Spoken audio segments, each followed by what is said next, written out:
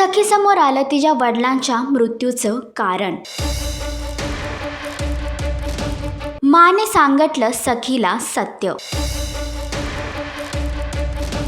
लपंडाव या मालिकेच्या आगामी भागामध्ये एकीकडे कबीर तेजस्विनीची साथ देऊन तिला मनस्विनी सोबत बदलण्याचा प्रयत्न करत आहे, तर आता अचानकपणे जेव्हा सखी तिचा फॅमिली फोटो बघते तेव्हा ती माला याच्याबद्दल विचारते आणि मा तिला सर्वात मोठं सत्य सांगते। फुलीबाई तुझी मावशी मनस्विनी आहे।